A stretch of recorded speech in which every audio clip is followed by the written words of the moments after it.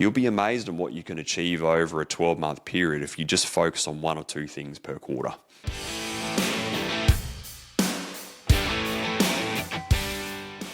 Hi everyone, Kropp and Dan Stones here from Pravar Group, and welcome back to another episode of the Trade Den. Good to have you back, Dan. Looking forward to getting stuck into part 2. Yeah, good to be back, Rob. Hi everyone. Yeah, really looking forward to it as well. It's been a while since we've done a part 2. How you going?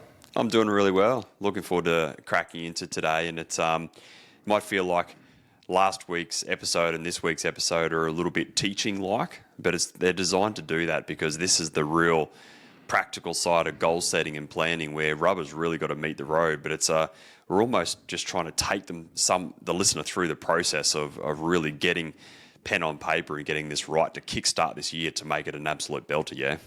Yeah, it is. And you're absolutely right. I mean, this is what we do with our clients. So we're treating this as if we were in the classroom together. We were taking you through it, or we're on a call, whatever it might be, to actually get your vision, your roadmap done. So if you haven't already done so, please make sure you've listened to the last episode so you've got clarity on what you want. And as we said, you've answered some big questions on where you want your business to be and your lifestyle.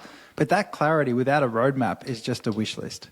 So really, wishes don't build businesses, but strategic plays now do. So going from what you want into how you get there is exactly what we're going to be breaking down today, which is how to turn your 12-month vision into quarterly roadmaps that actually work. Before we dive in though, let's just get clear on something really quickly, and that's the difference between a goal and a strategic play.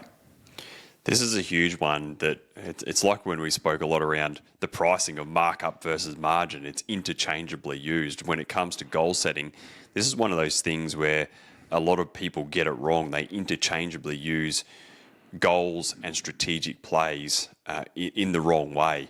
Now, we've got to remember what a goal is. A goal is an outcome that you want. It's the outcome that you're chasing, whether that's $2 million, 15% net, 45-hour weeks, and 2 to 3 weeks holiday per year. That's an outcome. That's what you're striving to achieve in the next 12 months. But we've got to remember a strategic play is not what you want, but how are you going to get there? It's the strategy to be able to make that goal a reality. So is it a key hire? Is it a pricing strategy? Is it understanding your numbers better? Is it implementing systems or a job management system or whatever it is? What are all the strategic plays you've got to work on over the next 12 months to be able to make that goal an absolute reality? So we've got to be really mindful in business that we don't use the wrong word in the wrong way. Last week's episode was the what. Today is about the how, which is the strategic play to be able to make that goal a reality. Yeah, without that strategic play, that number that you're writing down and that you're focused on what you want just becomes a number on a whiteboard like any other. Yeah, correct. And I think if we just zoom out of the business world for a moment and think that it's go into the health world, for example, it's guys might be, well, my goal this year is to run 3 times per week. It's like, no, running is a strategic play to be able to achieve a health goal. Is that a certain weight, a certain belt size, a certain percentage of body fat? Yeah, or an event that you're trying to compete for. Or an event that you're trying to achieve. That's the outcome that you're chasing. The strategic play is the nutrition, the sleep, it's the hydration, it's the training and the exercise that you do. So it kind of makes sense there in the health world, but we've got to be able to transfer that use of goal and strategic play into the business world so we get it right. Otherwise, we focus on the wrong thing over the 12 months. Yeah, absolutely. We start to get lost again. We start to wander off into the myths of all the different things that we can do, because really there's hundreds and thousands of strategic plays that you could pick to hit an outcome. So we've got to get clear on the ones we want, right? Yeah, for sure. All right, so let's do this. Let's talk now around the power of strategic plays and what we call the so that concept, okay? So let's think about how we're going to talk about the year, and that is that the lion's share of your results are going to come from a handful of strategic plays each year. That's how it works. Not 50 things, not some massive long to-do list, but a handful of plays. That's what it comes down to. And at the end of the year, whether or not you've executed against that handful of plays, that's what's going to determine whether the year was one that moved you forward or one that was just a repeat of last year or the years previous that we talked about on the last episode. So the ability to zoom out and focus on the 4 to 8, we're going to call it 4 to 8, you'll see why in a moment, but the 4 to 8 strategic plays that are going to really have the most material impact on your business and in your life. That's what separates the business owners that thrive and those who stay stuck. They're really clear on what their strategic plays are and how they link to a specific goal. Yeah, because you've got to remember, in the end of the day, we've still got a business to run. Like, we've still got jobs to get done. We've still got to win the work. We've still got to price it. We've got to convert. Like, that's the working in the business. Even though you may not be on the tools full time, you're still in the business running it. These strategic plays are the things that you're doing to work on the business, to improve it, to move it forward. And so even if you're working a 50-hour week, you're probably still doing 45 to 48 hours a week working in it. It's the couple of hours that you've got per week, per month, per quarter that you're working on to work on it to be able to move this business forward. And like they say, most people overestimate what they can achieve in this period, but underestimate what they can achieve in a long period of time. So we've got to be careful. We're not setting ourselves up to fail by working on far too many things in a too short a period. Yeah, absolutely. So we'll break that down and how to sanity check that towards the back end. Let's start though by looking at some examples around, well, what would a strategic play be? Again, let's keep it to the basis of the questions we answered in the previous episode. So it should be around either business or lifestyle or their numbers. Yeah, great. So let's look at some of those examples. Offloading some LVTs to your ground crew so that you can reclaim 4 hours per week on high value work. Hire an onboard apprentice so that you can unlock capacity and balance out your ground crew. Hire and onboard a tradesman so that you can unlock capacity and bring some experience into your ground crew. Hire and onboard a leading hand so that you can improve on-site management, give direction and drive productivity. Hire an admin and offload LVTs so that you can reclaim your nights and weekends. Hire a bookkeeper so that you can offload accounts and get clarity around your numbers. Implement or optimize a job management system so that you can improve productivity, performance, or profitability. Optimize your pricing strategy so that profitability can improve. Implement a job costing system so that gross margin can be tracked on each job. Business development and win 4 new builders so that we can diversify our customer base and unlock the next phase of growth. Establish an invoicing and a variation management system so that we can improve profitability and cash flow. So there's an example of a number of strategic plays that any business owner can work on over a period of time. It was the strategy and the so that and the context around it. Rob, that's a great list. I wasn't expecting you to quite rattle off that many, but really good. And there was a real pattern there too. Every strategic play had a so that attached to it. And as you listen to those, there were 2 parts. There was the strategic play up front, and then there was the outcome that strategic play unlocks, which happens after the so that piece.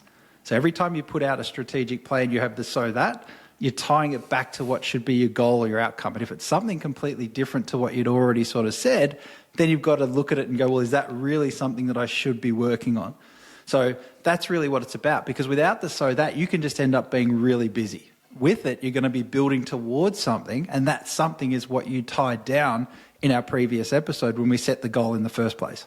Yeah, correct, because the goal is generally around a time goal, a team goal, or a money goal. It's generally going to fall in under one of those categories.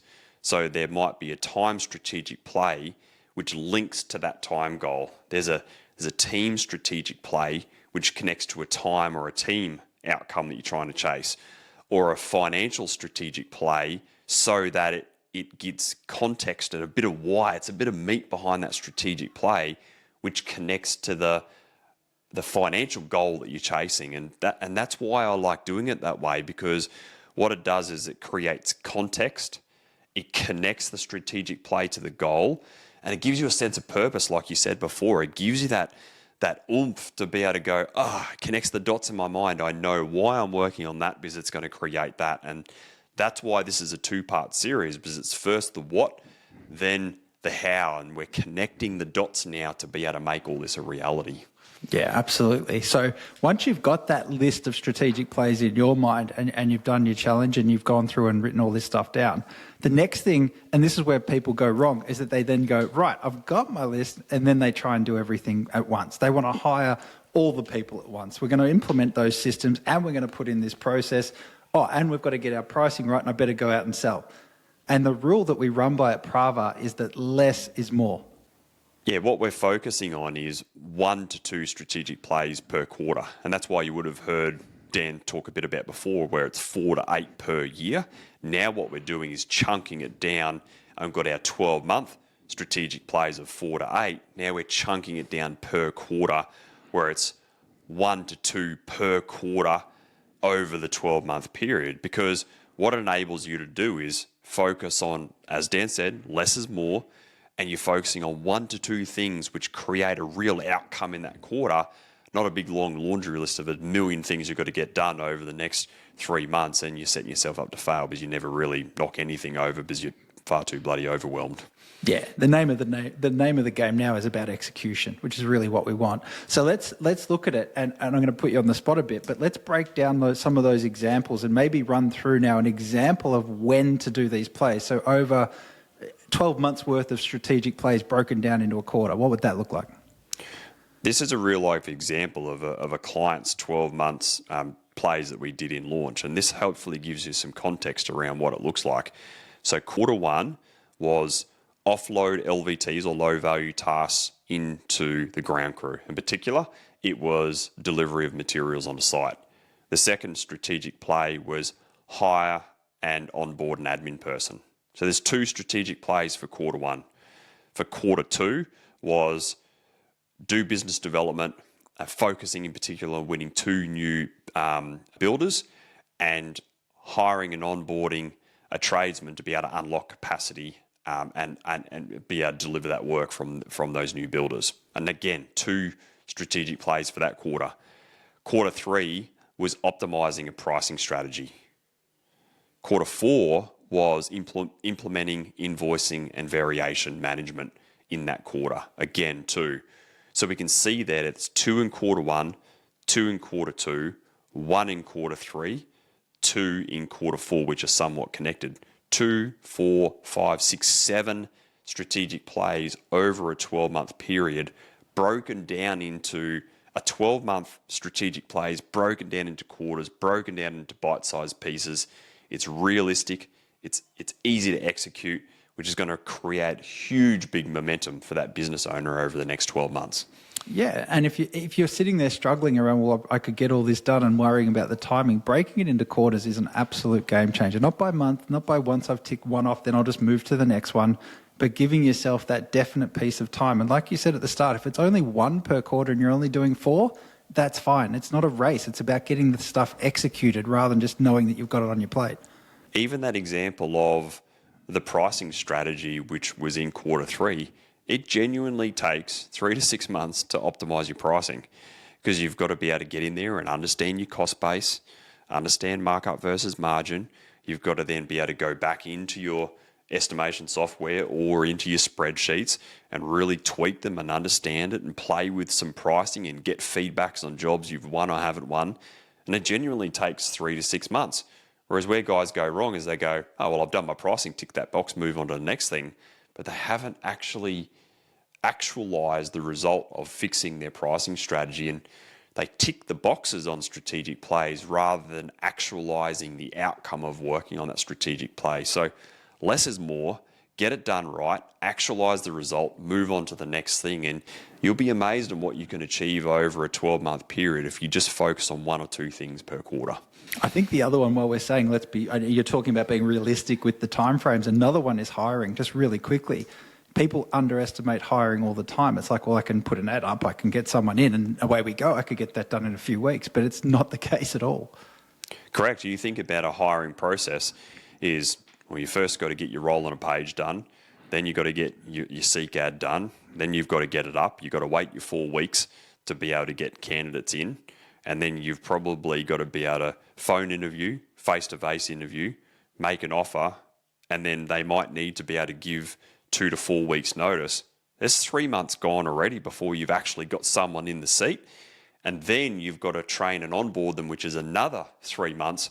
So you're right, even though we're just saying hire and onboard an admin person, that's a 6-month journey in its own just to get right from getting the role on a page all the way through to feeling confident that can run from there. It's a long process, isn't it?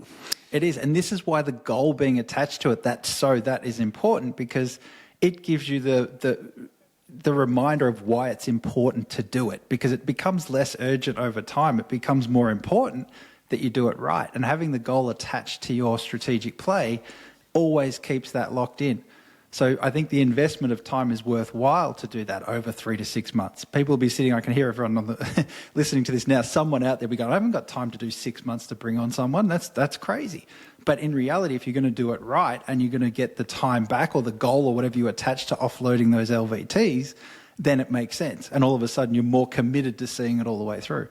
Yeah, especially if you've been spinning wheels for 3 years prior. What's 6 months in the whole scheme of things? And if you do it right, you get the person in, there's your nights back. Like, who wouldn't spend 6 months getting an admin person dialed in so you can get all your nights back? Like, it's a no-brainer, but you just got to go through the process and actualize, work on the strategic play to actualize the result you're chasing. And if you just stack quarter on quarter on quarter on quarter, this is why we see that clients, they transform their business and life over a 2 to 5 year period, because they stack quarter on quarter compared to the 2 to 5 years prior where they really haven't had any momentum. So this is how you roadmap and turn your goals and dreams into a reality. I love it. Should we break this down into a bit of a challenge and just sort of summarize the action steps coming out of this part 2? So let's start it with, make sure you've got your answers to part 1 done. Again, I'm going to keep saying that because understanding what you want is the starting point for all of this. If you don't know what you want, you're just going to have a to-do list at the end of the day. And no one wants that as we do this as a goal-setting exercise. So make sure you can answer that question. What are my 12-month goals? Turnover, net profit, rolling hours worked, what does family like? All those things that we talked about on the last episode. Then you're going to break it down, and just like Rob did on this episode, and you can even use the ones he gave you as an example, but go back and come up with, well, what are the 4 to 8 strategic plays that I'm committing to focus on in the up and coming year? That's the step, right? So you get your list together, and then what we want you to do is break it down into quarters and start off with, well, what are the first 1 to 2 strategic plays that I need to focus on in quarter 1? Now that'll give you your starting point, and then you can do the rest if you're feeling confident and you haven't got massive strategic plays that are going to take half a year. Go out and do the rest of the other, what would it be, 6 into the other quarters for the year and break them down that way. So if you've got that done by the end of this task now and the end of these 2 episodes, you should have a really clear idea about your goals. Then you should have them broken down into strategic plays with the so that attached to them so you don't lose sight of the goal. And then you've got it broken into the quarters as to when you're going to go off and execute these things. So that's the whole encompassing activity over the 2 episodes that we've done so far. I love it. And for some people, this whole process can feel really foreign, or it can feel really overwhelming. And that's why it's important to be able to get this right. So if you're in that position where you're starting this year and you're like, you know what, I want to make this the best year that I've ever had, and you want clarity or confirmation that your goals are right and the strategic plays are right, and you're looking for coaching to be able to help you have the accountability and implementation to be able to make those goals and strategic plays a reality, then jump across to strategysession.com.au, book yourself in a discovery call. Let's talk through where you're trying to go, what you're trying to achieve, and we can see if it's all in the right order and it all makes sense. Then we can talk next steps for coaching to be able to help you implement them and be able to make them a reality. We hope you've enjoyed these last 2 episodes. This is a skill set. Remember that. We said that at the start of episode 1, that the goal setting and planning and road mapping is a skill set that the more you do it, the better that you're going to get at it. So make sure you get in, have a crack at the challenges, get your year set up. Don't front load the year. Let's get in there and be consistent throughout the year so that you can look back and go, wow, wasn't that an absolute cracker of a year? And I'm so proud of what I've done. What a great episode, Dan. What a great series, and looking forward to hearing from our listeners of what they've been able to achieve, yeah? Yeah, absolutely. I hope you listeners keep Rob very busy checking off roadmaps and what you've come up with so far with discovery calls. So, really looking forward to cracking on, and let's make it a big year. Until then, take care. See you soon.